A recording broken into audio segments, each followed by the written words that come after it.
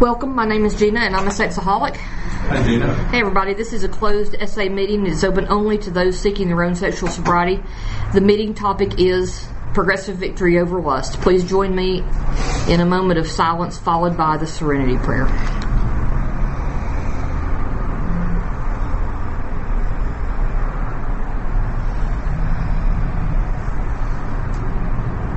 Prayer.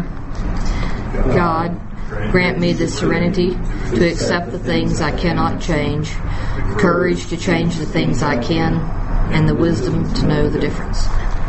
Okay, the church has a policy of no food or drink except water outside the dining room. There is no smoking in this building. Please help us be good stewards of this beautiful facility. The literature is for sale in between meetings and during lunch. If you have questions during the day, find someone with an Ask Me button. Sponsors for the day are wearing a sponsor button. Okay. This meeting is recorded in the spirit of the 12th step to carry the message.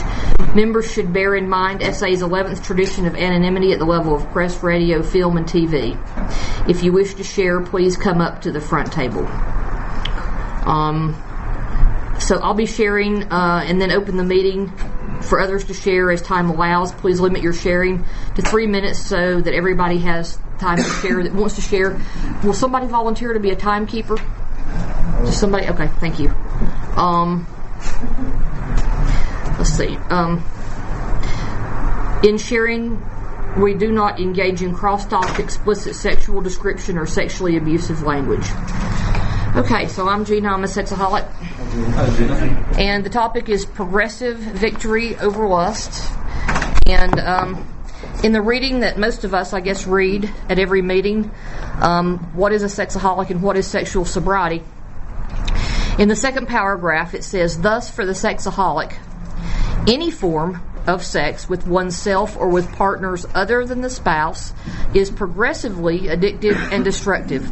We also see that lust is the driving force behind our sexual acting out, and true sobriety includes progressive victory over lust.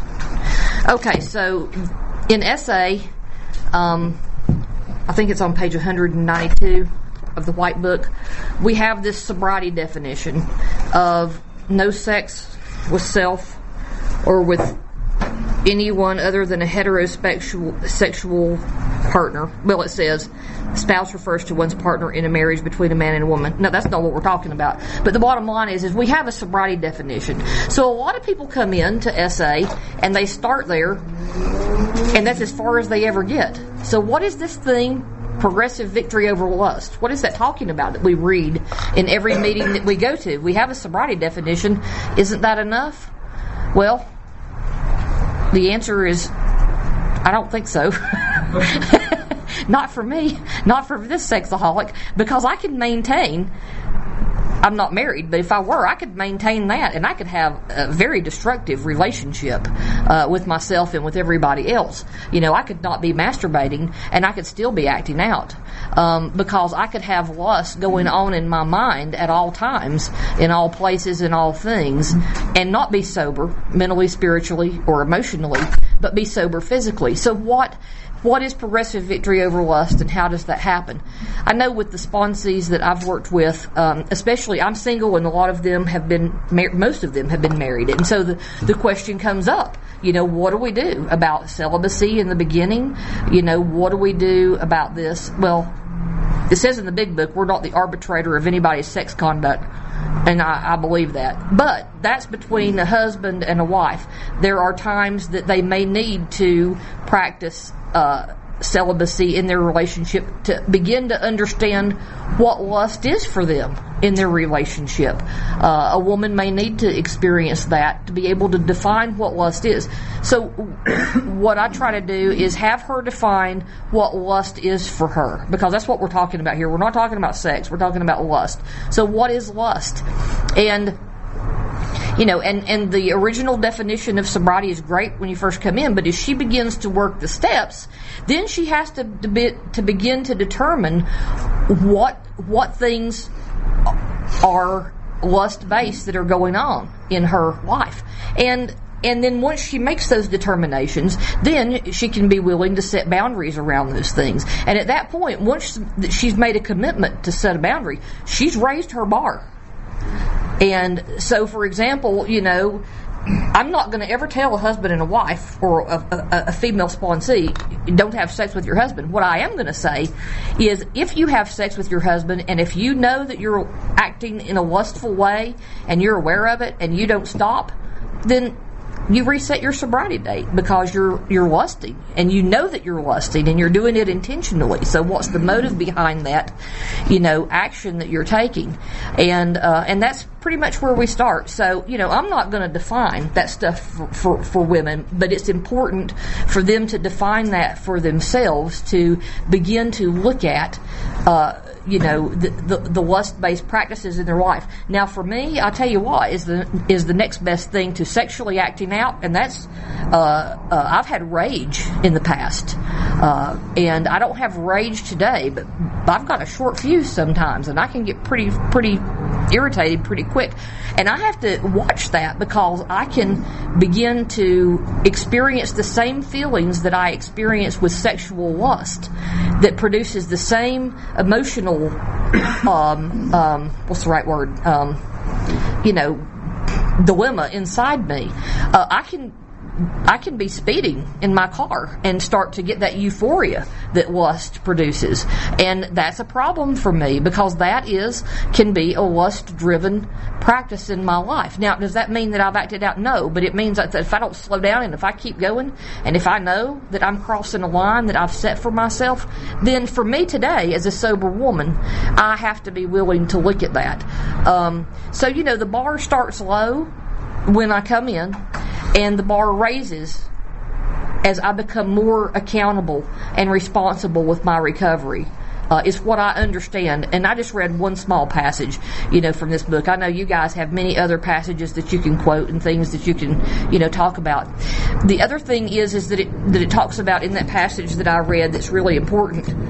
In Alcoholics Anonymous, they say, and I experienced this myself actually, that if you don't drink for a long period of time and you're sober, and then you start to drink again, your body does not respond as if you took the first drink. Your body catches up as if you had been drinking continuously all this time. And that's the progression of the disease. And I believe in that progression also, because of my own personal experience, pertains to lust. I have seen that progression from 2000, when I came to my very first SA meeting, until when I came back in 2005. I saw a progression in my disease. And I don't even want to think about where I would be today if I weren't sober. I know where my disease will take me to if I don't stay sober. I have seen the movie in my head that there are no boundaries where lust is concerned. So for me today, part of my program is my willingness to be able to look at all of the areas that lust could be creeping into my life.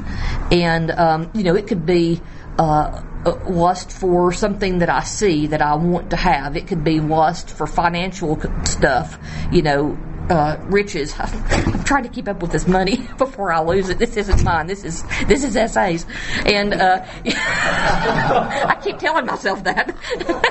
And I can't find the person it belongs to. It's not me. But I can lust after anything.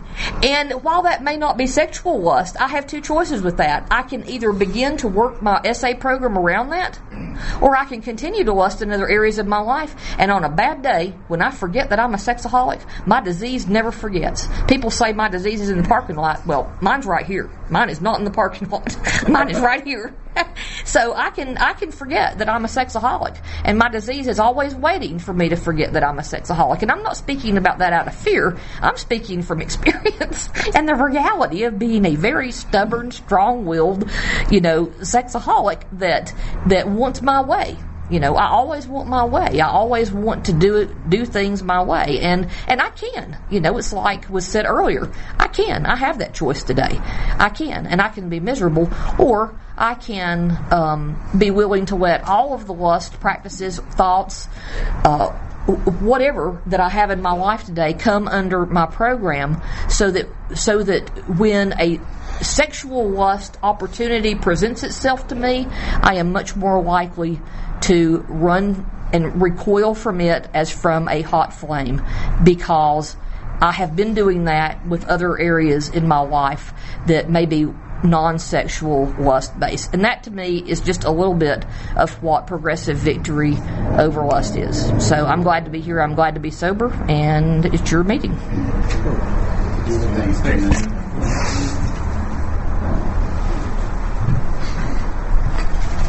I'm James, and I'm a sexaholic. Thank you for your share.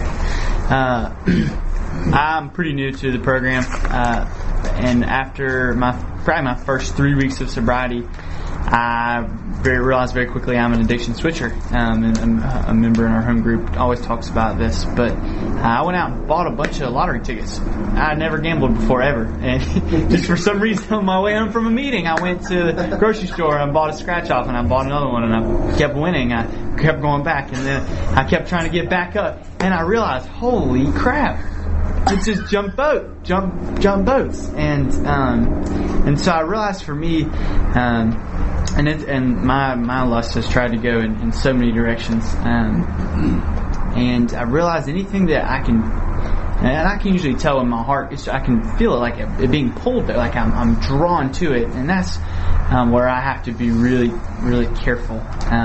Why am I going back there? Why? The why is the question that I have to answer. Why am I doing that again? Is it a need, or do I want to do that, or do I feel compelled to do it, or is it compulsive? I can't control it, and so I know that I'm an addiction switcher, and I think that my victory over lust is a 24-hour thing. So thanks for letting me share.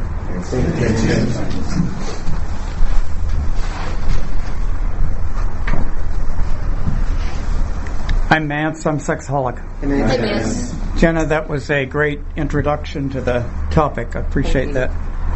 I have been in sexual recovery for 27 years and have in excess of 10 to 12 years of calendar sobriety. But in the White Book where you were reading, there's a statement in there that I can't quote from verbatim that talks about beyond mere calendar sobriety. And that's become very important to me, because if people that have been around the program for a while and have some calendar sobriety, it is easy to get caught up in the fact, well, I've got that under control and I'm okay, but that sober not well slogan sticks in my mind. A couple of things that have been helpful to me on this. One is the idea of doing a lust inventory. And I know in some of Roy's writings he talked about that. And it's not, the approach isn't that different from other inventories that we may do, but of looking at all of the aspect of our lust, of what that takes. And I know I found it very surprising. I figured, well, there's a few things I could tell you about, but that list can get very long.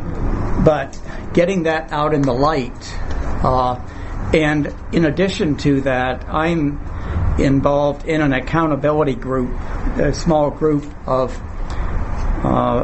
friends and in the program who, have also are committed to achieving more progress and victory over lust, but have struggled with it. But for me, like doing a lust inventory and then sharing that with a few other people and having some open discussion on that can be very helpful. And I have realized in doing that, situations that I may have been involved in when I was a teenager that, I didn't really put a lot of attention to, but those have been lust triggers for me. And doing, for me, the house cleaning on lust and getting clear on what it is, what I'm struggling with that. And the other thing that's very powerful for me, I can pray about it and need to do that and talk with my sponsor, but getting gut level honest with someone about this, how much that was eating me, and seeing how much I rationalized it, I figured, well, that's really not significant. Well, baloney. It had a lot of power. 20 seconds. And the progressive victory aspect is key. Thanks. Thanks, man.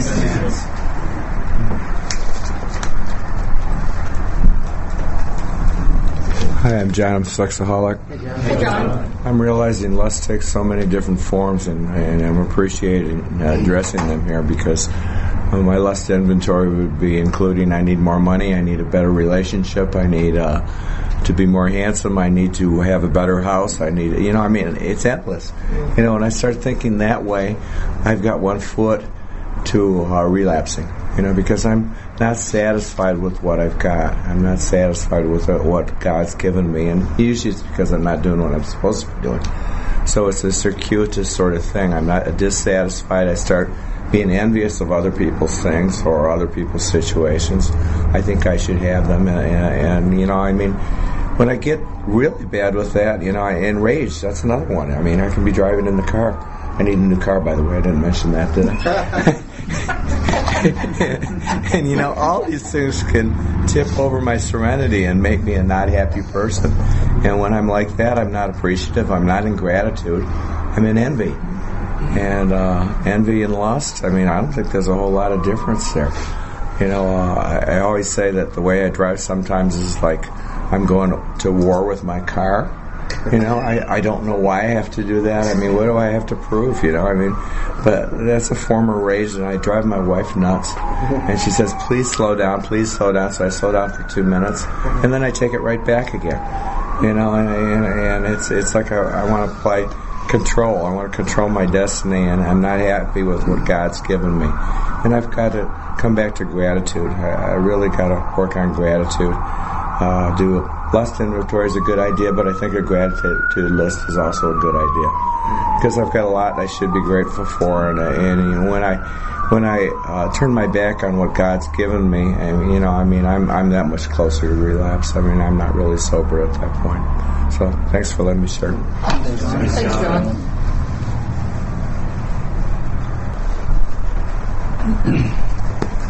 I'm Nick. I'm a sexaholic. Hey, Nick. I'm so grateful that we're talking about lusting after things that aren't sexual because I have such a radar now, and I'm so scared to lust about anything that's sexual that as soon as I feel my mind start going that way, I can divert to something else. But the problem is I can divert to something else without realizing it, and I can spend all day diverted to something else. I talked about this a little bit in one of our meetings earlier that I can be on ESPN or I'm a big car guy. I can be on a car website and spend all day looking at stuff that has absolutely no bearing on my life and is completely unproductive, is not getting me anywhere, moving me forward in my recovery or in my life in general. And what I realize is that I can use anything to lust after the same way that I used pornography or a woman on the street. I can absolutely let my mind focus on something and tune out everything else and be out of touch with reality and out of touch with the real productive things that I need to be focused on and that I need to be doing. And so, again, I'm just really grateful to hear everybody else speak about the fact that, I'm not the only one that lusts after inanimate objects. I'm not the only one that can spend all day, doing these things. But it is something that I need to apply my program to, and it's something that I'm aware of and that I'm working on applying my program to. And so I'm grateful for that. So thanks. Thank you.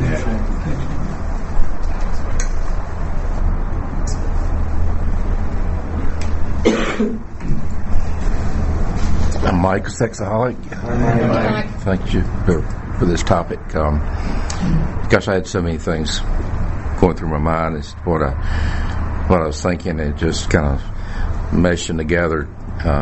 Maybe not even being clear right now, but a couple things. I remember my best friend, who is not a sex addict, but about 3 years ago, we were going down on our fishing trip, and I've shared with him, disclosed, and he didn't really understand what it was, sex addiction. So before that, I'd given him 20 questions because he thought he might be one too. And I told him that I masturbate and I lust, and he said, "Well, I do that." And so I gave him the 20 questions, and he may have answered one. Of course, I answered just about all of them. And we had stopped to eat, and I said, "Well, for example, Jack, this attractive lady was coming in." I said, she's very attractive, and maybe I don't know what your feeling is, but I could easily lust after her, and objectify her." And he said, "Well, yeah, I can too. I do that." I said, "Yeah, but the difference is I can take that hit home with me and play it over and over again." I said, "You probably just dismiss it." And I said, everyone lusts. It's our nature, but it's what we do with it. And I said, he said, "Yeah, I know." I said, "Well, do you think it's right?" He said, "No." I said, "Okay, their case rested." Well, he made a comment to me. He said, and we were talking about lust and other things that we would talk about. He said, happiness is not it's not getting what you want; it's wanting what you got. And I started thinking about that earlier when somebody made a comment about something that triggered that. And I started thinking, well, a part of my lust is not wanting to give up anything. Gosh, I'm old enough now. I can't. If somebody asks me, "What do you want for Christmas?" I say, "I don't really need anything, but I would like to hang on to what I've got." And I know that my lifestyle's changing to a lot of extent as far as being on fixed income and everything. There's probably things I need to be giving up. Gosh, I don't want to do that, and I know that I have made that sacrifice. But for me, it can be reverse lust, as lusting out what you have, lusting out what you have, wanting what you have, appreciating that, but just lusting after just sexual objects. I really feel like that that's the biggest struggle, but there is lust in every avenue of my life. Thanks for letting me share. For people that have come in, we're talking about progressive victory over lust and how non-sexual lust, how does that affect our ability to stay sober when we're hit with sexual lust, basically in a nutshell. And we have a timekeeper for 3 minutes. Thanks.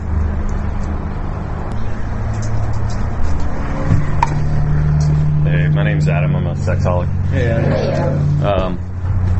I've been coming back to meetings for about 6 weeks now after taking about 6 years off, and not very much is clear to me at this point, but this topic makes a lot of sense to me. I've definitely been better about lust in the last 6 weeks than I was in the previous 6 years. But looking at some of the inanimate objects in my house that I've lusted after is a little strange. I've recently become engaged back in the fall, and the plan is to have this wonderful woman move into my house, and she made a list of things that I would likely need to get rid of to make room for her things, and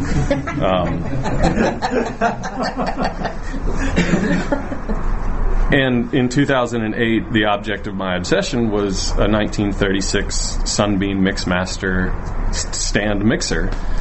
And I have 17 stand mixers between 1936 and 1957. And I have 9 identical Sunbeam T9 toasters from 1939. And I have 5 Juice-O-Mats from 1930. And it's, I can identify with this, with a lot of previously what's shared. So, thanks. Thanks,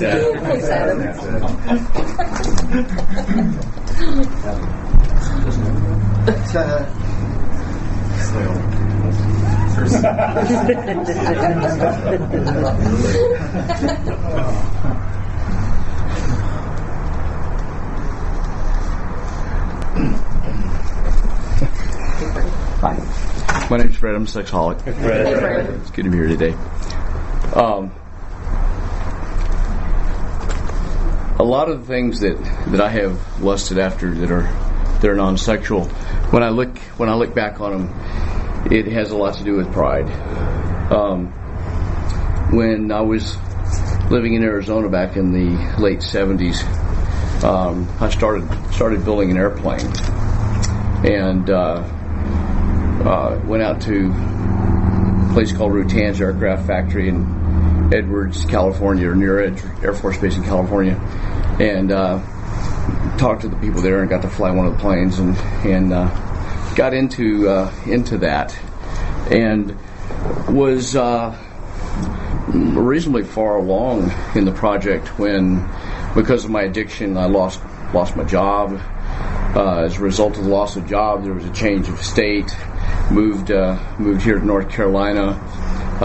The job that I got here in North Carolina was entry level, low paying. Had 3 kids. Money went away, and so did a lot of the plans that I had.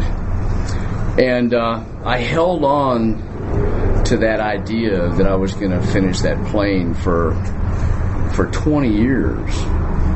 And even after a long time after I knew that it wasn't happening, I refused to give up on the idea that it was now. I lusted after the completion of that project.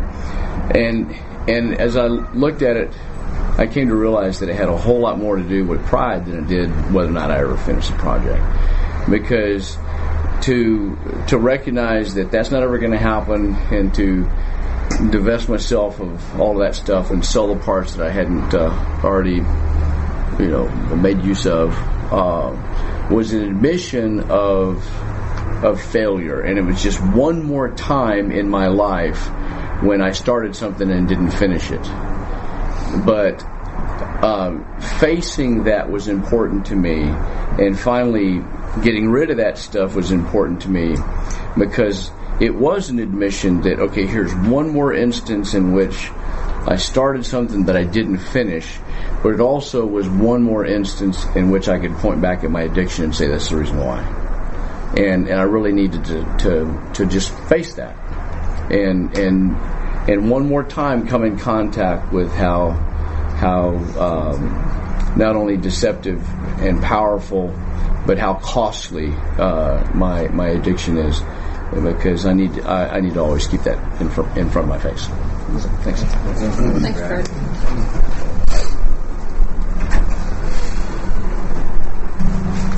Hi, my name's Rob. I'm a recovering sexaholic. Hey, Rob. One of the things I've lusted after for most of my life that's non-sexual is a lifestyle of mobility and minimalism. And I always had in this romantic idea that if I owned nothing and lived simply and traveled the world and got my fill of life through experiences of other cultures and just kept my life very mobile. I don't know if anybody, and this is maybe, it's outside material, so I won't bring that in, but there's a certain movie and a book that was written that I just almost worshipped the lifestyle of the character in the book, who decided just to say, screw society, I'm gone, and I'm going to go, and you'd think I would learn the lesson because he ended up dead in Alaska, but and the lesson is, without people, without fellowship, without true love with other people, there's no hope. And so that's been one of the big things, and honestly really appreciate this topic, because it's not always at the forefront of my mind that is something that I've lusted after, and and I'm growing in that for the first time in my life, understanding that it's not a bad thing to want to even have financial security, a job that I can want to work hard at and grow in, and a career. Stability. Really, stability has been. It used to be a bad word in my life, and it's becoming more so not a bad word. So I'm appreciative of that, and I've been stable for a little while as far as location. And although that sometimes can really grate on me, I'm really thankful for the community that I've been able to be a part of, and the SA community that has been really just key. So, yeah, thanks.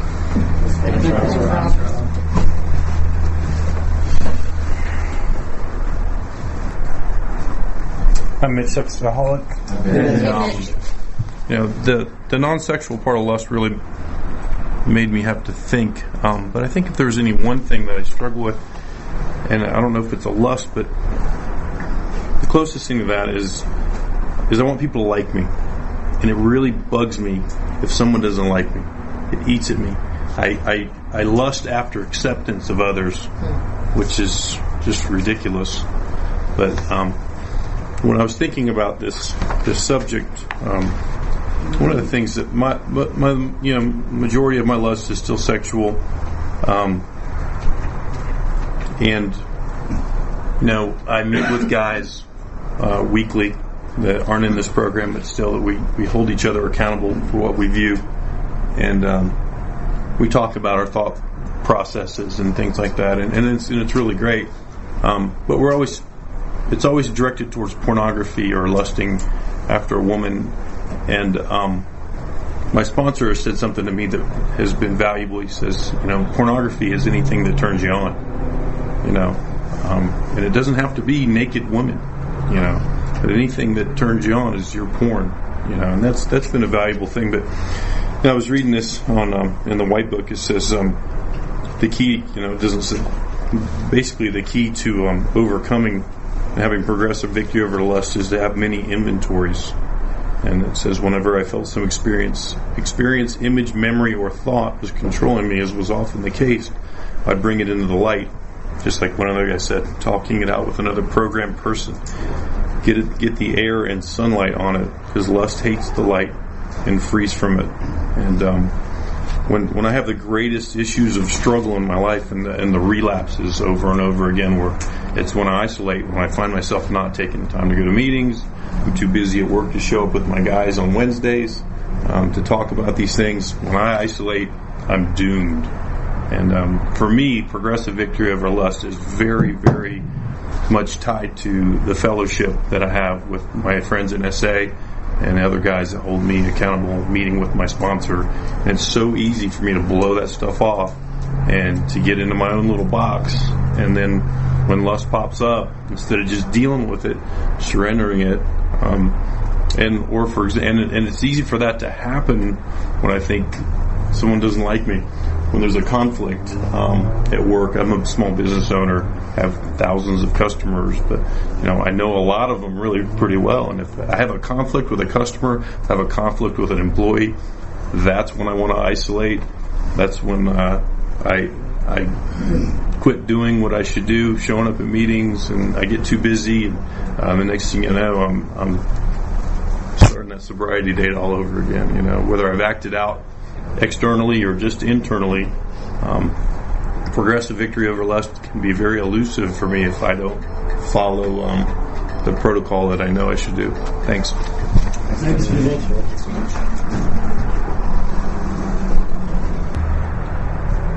Tina, sexaholic.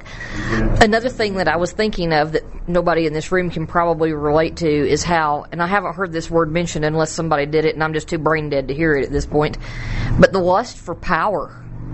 That's really what a lot of my sexual acting out was about, was the underlying feeling of power that gave me. And the things that go through my head today, the things that I don't want there, usually are based from some aspect of power related, and the opposite of that, of course, is humility and surrender, and so power, any situation that I'm in where power comes into play, is something that I really have to watch, because that can be a real way to act out in my lust. As a parent, as in my profession as a nurse, trying to do something, like help put a program together or something, when I'm in charge of something, any of those kinds of things, I have to really be held accountable to, and have a good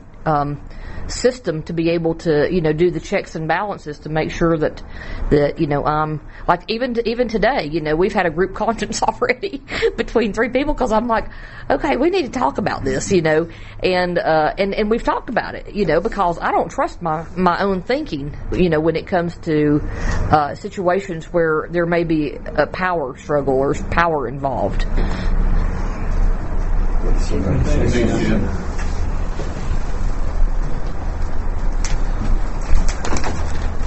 Hey everybody, I'm Simon Lustaholic. Progressive victory over lust. I love this topic. For the last, I guess maybe the last 8 months or so, that's kind of been my goal, to get progressive victory over lust, because I felt kind of stagnant in my program. And when I think about progressive victory, I was just reminded that I didn't start where I am right now. Early on, what happened is I was told that I need to stop having sex with people I'm not married to.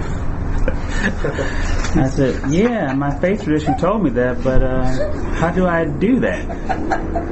My sponsor, my first program, told me, I said, how do I do that? He said, I have no idea. First time in like 5 years he was ever told me I don't have any idea. So I got an essay.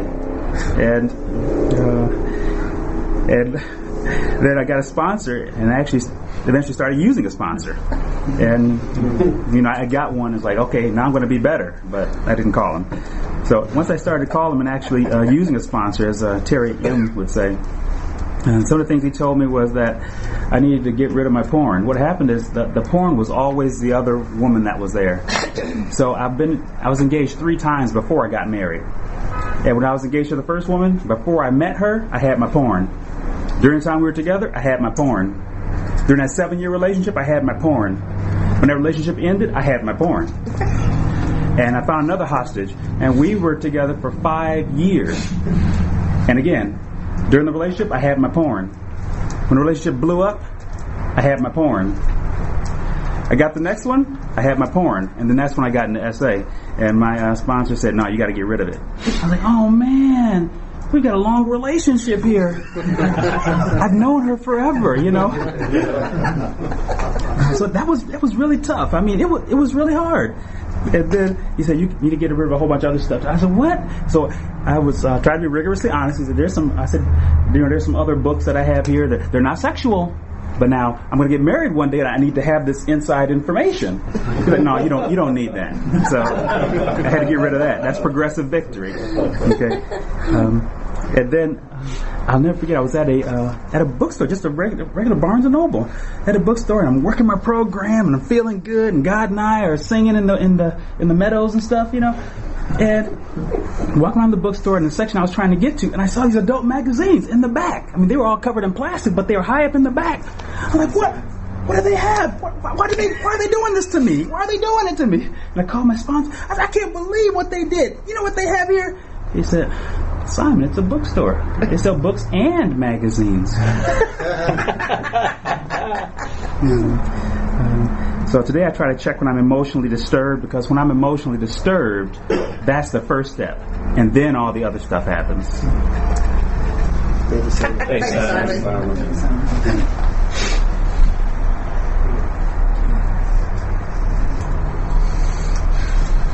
I'm Jack, a sexaholic. This is difficult for me because I thought this meeting was going to be about progressive victory over, sexual lust. So I have to change gears here. And doing some thinking about it, I lust, besides, lusting after women, I lust after creative satisfaction. I went to a concert recently, a Moody Blues concert, and as I was sitting there and realizing I'm in middle age here, and realizing all of a sudden that I should have been a lead singer for a band, and that I've wasted my life. And that was a horrible realization. So anyway, in conjunction with that, I've been taking music lessons, piano lessons. I've been taking piano my whole life, but never learned how to read music. But I can really wail on the piano in the key of C. I can really play the blues in the key of C. And I've started taking drums. So the point is that,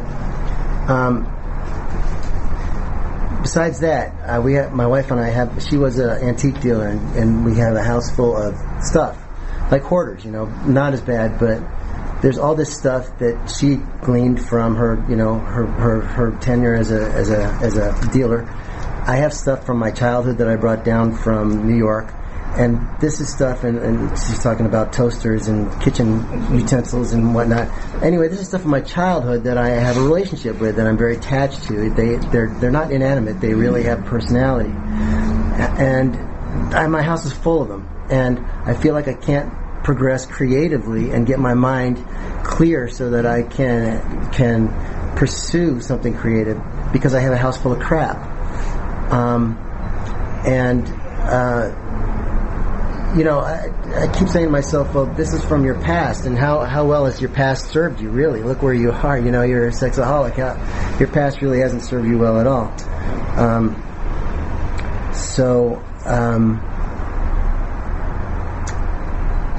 I'm not sure where I'm going with this, but we're talking about inanimate objects.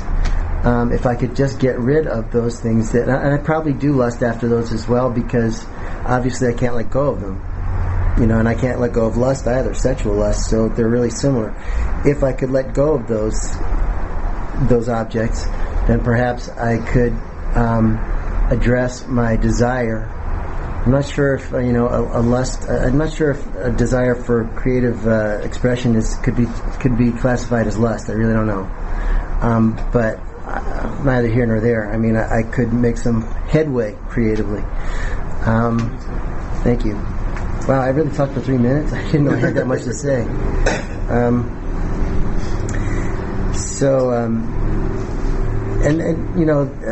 The other thing is that I brought up in meetings, this has nothing to do with inanimate objects, but it's always been a question with me when I have intimacy with my wife. Am I loving her, or am I lusting after her? And that's a whole other subject, which probably we need a whole other hour for in another room. But that's what I struggle with: love versus lust, and what are the difference between the two. Thank you. Thanks, Jack. Thanks, Jack.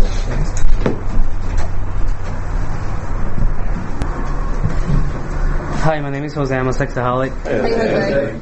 One part of me feels like I have nothing to say, especially after hearing that this meeting is about lust for non-sexual objects. There's other part of me that wants to share something because I have not said anything during the whole day in any of the meetings. So after I drove 2 hours, I'm gonna say something. Thanks for a few shares that I can definitely connect with. The one that mentioned about you can be lusting after power, and the one that you can be lusting after a fictional character or some characters that you grew up either seeing in church or seeing on TV. And I can relate to that, and how can lusting after those things that are not reality, or really they don't fulfill you in life, can screw you up.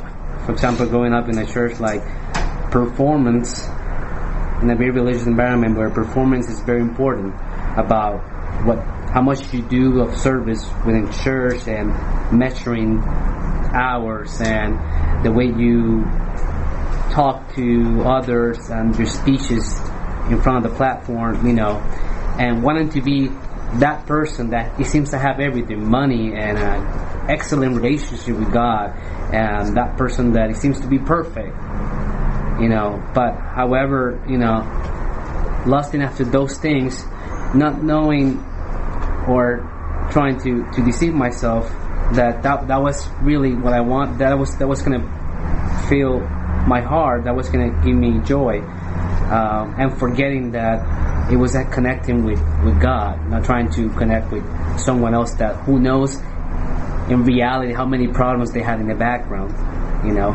They can talk beautiful. They can, have all this responsibility within the church. However, who knows how many other struggles that person is going through.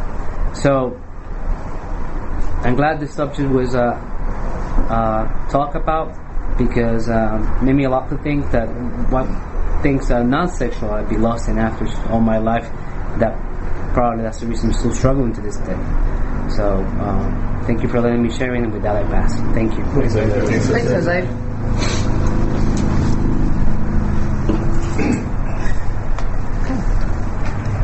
All right. Thank you guys for good shares. And anonymity is the spiritual foundation of this program, and we ask that you respect the anonymity of everyone you meet or learn about here today. What we say here, let it stay here, and those who choose will close with a third step prayer.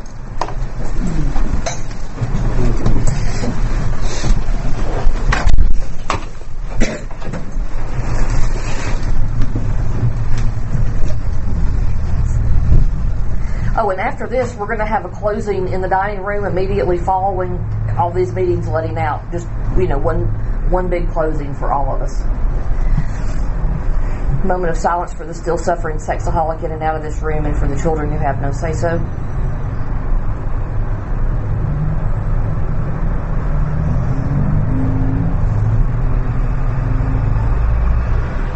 Prayer. God, I offer myself to Thee, to build with me and to be with me as Thou wilt. Relieve me of the bondage of self, that I may better do Thy will. Take away my difficulties, that victory over them may bear witness to those I would help of Thy power, Thy love, and Thy way of life. May I do Thy will always. Keep coming back. It's worth if you live it. It's sucks if you don't. Because you're worth it. You're worth it. Hi. Sucks if you don't. Awesome.